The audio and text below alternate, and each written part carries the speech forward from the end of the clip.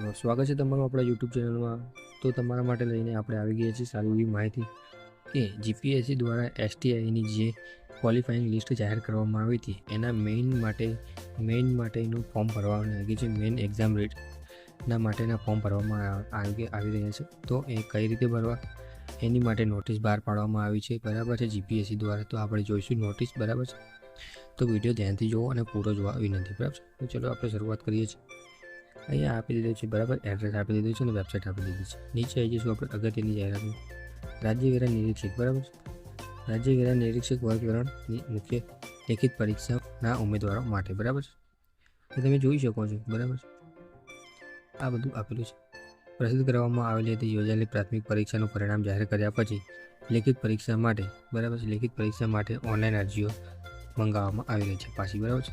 તેમને હાઇલાઇટ કરીને આપી દીધું છે પહેલાંથી જ, બરાબર છે. આ તમારે વાંચી લેવાનું રહેશે.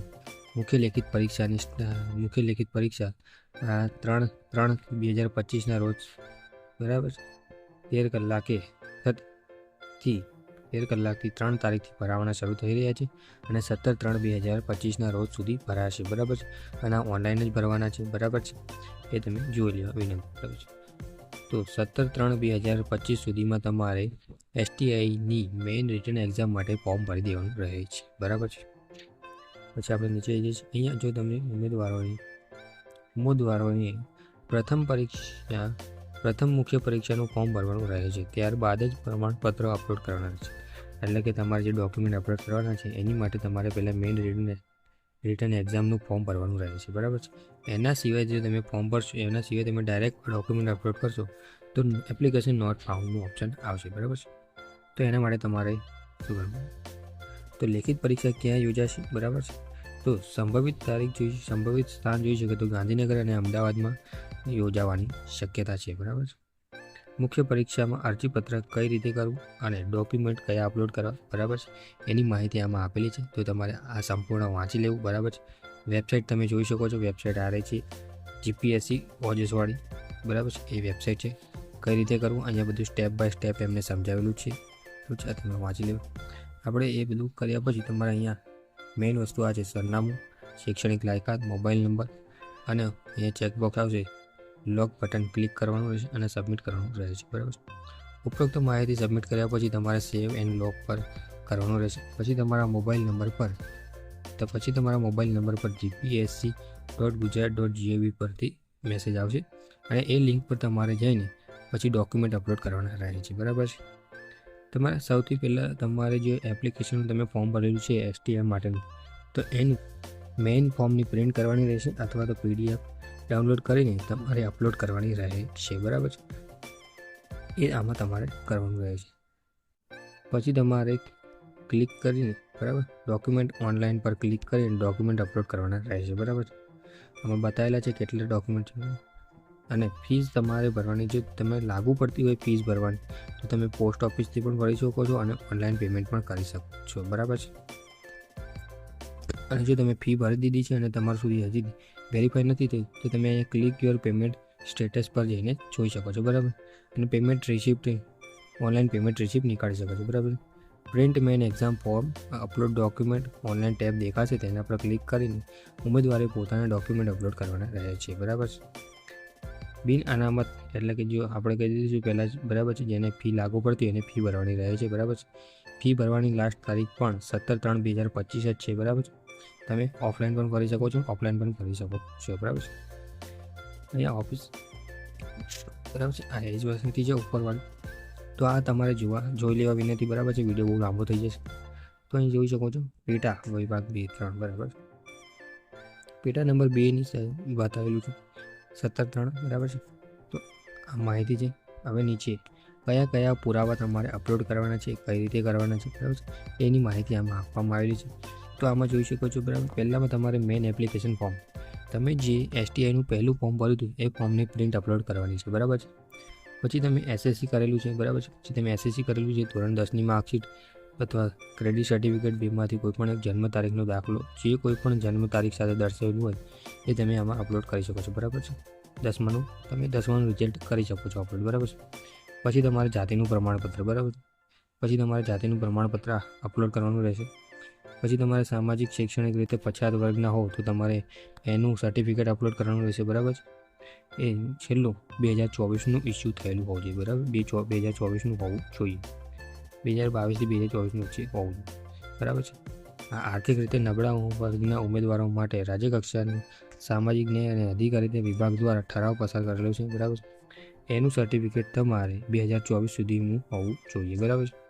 2021થી 2024નું પ્રમાણપત્ર હોવું જોઈએ, બરાબર છે. જો તમે સરકારી નોકરીમાં હોવ છો અત્યારે હાલ, બરાબર છે, તો એના નિયમ પ્રમાણે તમારે એનઓસી લેટર લાવવાનું રહે છે, બરાબર છે. એનઓસી લેટર તમારે લાવવાનો રહે છે, બરાબર. પછી તમે માજી સૈનિક ધરાવો છો તો તમારે ડિસ્ચાર્જની બુક આપવાની રહેશે. અટક અથવા નામમાં ફેરફાર હોય તો તમારે ગેજેટ અથવા તો લગ્ન નોંધણી પ્રમાણપત્ર હોવું જોઈએ. જો નામ અથવા અટકમાં ફેરફાર હોય તો તમારે ગેજેટ અથવા તો લગ્ન નોંધણી પ્રમાણપત્ર હોવું જરૂરી છે. જો મહિલા ઉમેદવાર હોય અને વિધવા હોય, બરાબર, તો એને પુનઃલગ્ન ન કર્યા અંગેનું સોગંદનામું હોવું જોઈએ, બરાબર. વિધવા હોય તો સોગંદનામું કરાવી લેવું, બરાબર છે, બરાબર. સ્નાતકના છેલ્લા વર્ષ અથવા છેલ્લા 2 સેમિસ્ટરના ગુણપત્રક, એટલે કે છેલ્લા વર્ષની માર્કશીટ અથવા સેમિસ્ટર હોય તો 2 માર્કશીટ આપવાની છે. અને જો એક કરતાં વધારે માર્કશીટ હોય તો એની સિંગલ PDF બનાવવાની છે અને પછી અપલોડ કરવાની છે, બરાબર છે. અને સ્નાતકની પદવી એટલે કે ડિગ્રી બી તમારે અપલોડ કરવાની રહે છે, બરાબર છે. જોઈ શકો છો. વિદેશી યુનિવર્સિટીમાં છો તો જેમ કે બહાર વિદેશથી ભણીને આવેલા છો તો એનું પણ રિઝલ્ટ અહીંયા આપવાનું રહે છે, બરાબર છે. એ રિઝલ્ટ તમે કેમાં આપવાનું રહે છે તો તમારે અધર સર્ટિફિકેટ મોડ્યુલમાં અપલોડ કરવાનું રહે છે, બરાબર છે. અધર સર્ટિફિકેટ મોડ્યુલમાં તમારે અપલોડ કરવાનું રહે છે. જો તમે દિવ્યાંગ ઉમેદવાર હોવ છો, તો તમારે તમારું એનું સર્ટિ આપવાનું રહે છે, બરાબર છે. પ્રમાણપત્ર આપવાનું રહે છે. જાહેરાતમાં દર્શાવેલ લાયકાત સમકક્ષ, જો સમકક્ષમાં તમે આવો છો, બરાબર છે, તો તમારે એનું પ્રમાણપત્ર રજૂ કરવાનું રહે છે અને એ બી અધર સર્ટિફિકેટ મોડ્યુલમાં અપલોડ કરવાનું રહે છે. તમે જોઈ શકો છો. સામાન્ય વહીવટ વિભાગના ઠરાવથી સમક્ષ અધિકારી તરીકે જો તમે રમતગમતનું પ્રમાણપત્ર ધરાવો છો તો તમારે પણ અપલોડ કરવાનું રહે છે, બરાબર છે. અને પ્રમાણપત્ર અપલોડ કરવાના સંબંધિત મોડ્યુલમાં એક કરતાં વધારે પ્રમાણપત્ર હોય તો તમારે તેને મર્જ કરીને સિંગલ PDF બનાવીને અપલોડ કરવાના રહે છે, બરાબર છે. આ ખાસ સૂચના તમે જોઈ શકો છો. અરજી સાથે ઉપર દર્શાવેલ પ્રમાણપત્રો પૈકી લાગુ પડતા હોય તેવા જ પ્રમાણપત્રો પુરાવા PDF, JPG, PNG અને PNG ફોર્મેટમાં અપલોડ કરવાના રહેશે. તમે જોઈ શકો છો. ખાસ સૂચના છે અહીંયા, બરાબર છે. તો અરજી ફોર્મની સાથે તમારે JPNG, PDF અને JPG અને PNGમાં ફોર્મેટમાં તમારે અપલોડ કરવાના રહે છે પુરાવા, બરાબર છે. અને જો ઉમેદવારે અસલ પ્રમાણપત્રો સ્કેન કરીને અપલોડ કરવા, બરાબર છે. જો અસલ પુરાવા કોઈ કારણોસર ન હોય તો જ તમારે એની નકલ એટલે કે ઝેરોક્સ અપલોડ કરવી, બરાબર છે. અને સેલ્ફ અટેચ કરીને અપલોડ કરવાના રહે છે, બરાબર છે. ઉમેદવારે દ્વારા મોકલવામાં ફિઝિકલ અને ઓફલાઈન અરજી પત્રક અને પ્રમાણપત્રો કોઈપણ કારણે ચકાસણી કરવામાં આવશે નહીં, બરાબર છે. એટલે તમે ઓફલાઈન મોકલી શકો તો નહીં ચાલે.